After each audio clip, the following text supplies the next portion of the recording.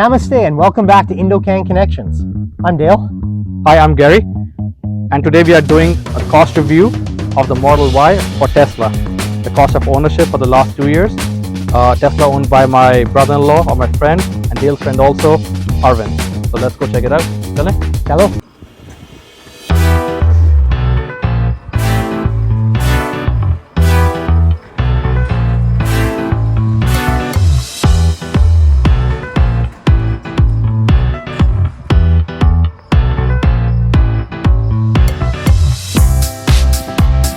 Today we are doing this video of my friend's Tesla.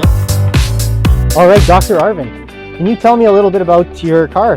What year and model is it? Sure. So this is a Tesla Model Y. It's 2021 model. It's a dual motor all-wheel drive. So there's a motors in the back and there's a motors in the front. Nice. And how long does it take to go from 0 to 100?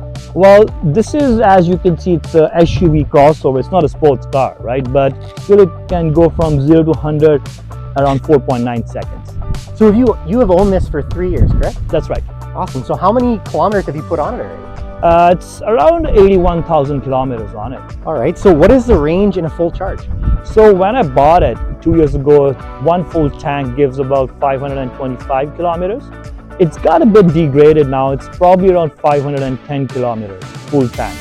What is the cost of charging a Tesla on the highway versus your home? So yeah, that's a good question. So it depends actually.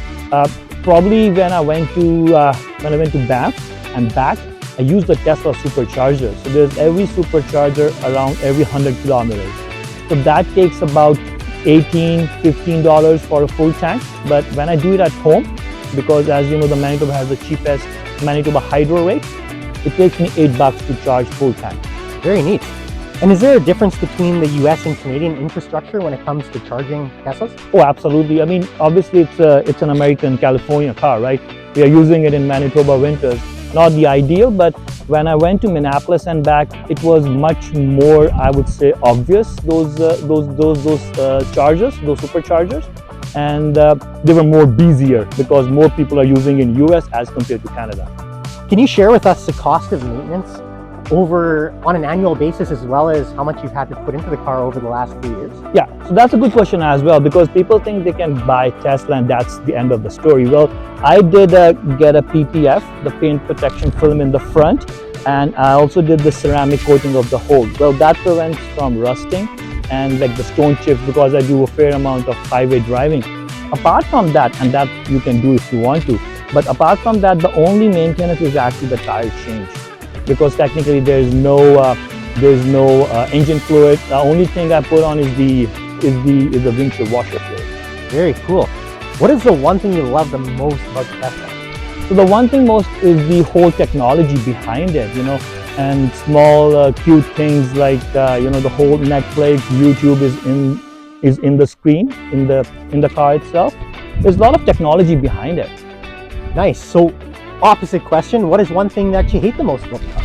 Well, or anything? I would not say hate, but one thing which I might have thought about before or maybe changed a bit could be the suspension.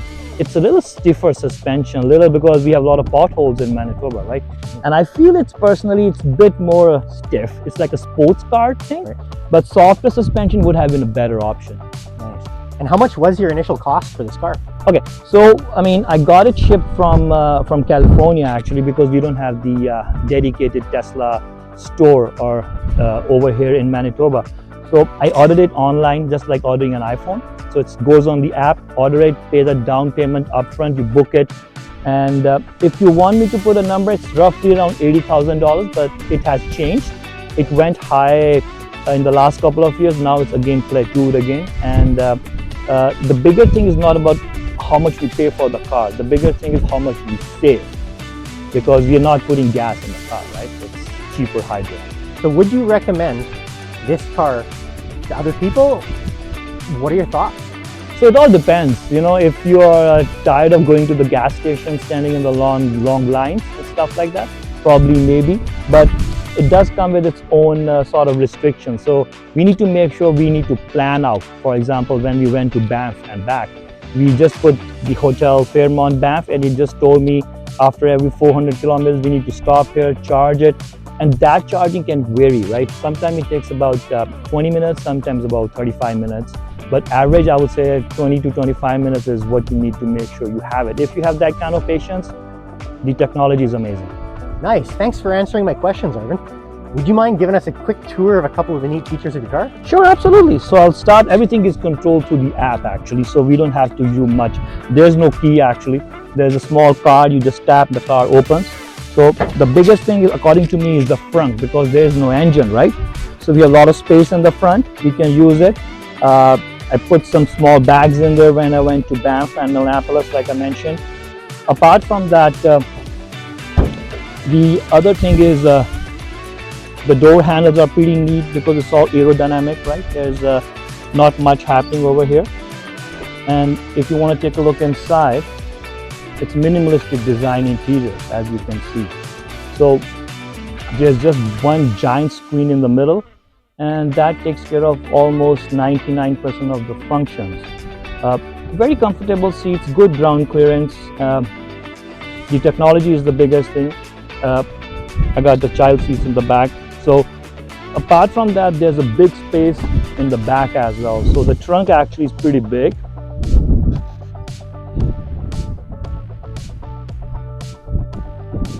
So you can see it's pretty big, and another bonus is because there's no gas tank, there's a space over there, pretty deep. You can put the stuff in there. Wow, you have a lot of storage. Yeah, right? So that's another thing. It's a lot of storage I get with this one.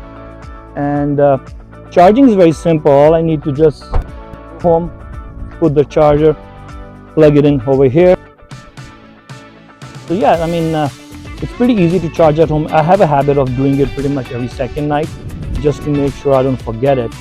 And yeah, and there's 6 cameras around it. It records all the time, anything happening. So it's very safe. We don't need a dash cam or anything.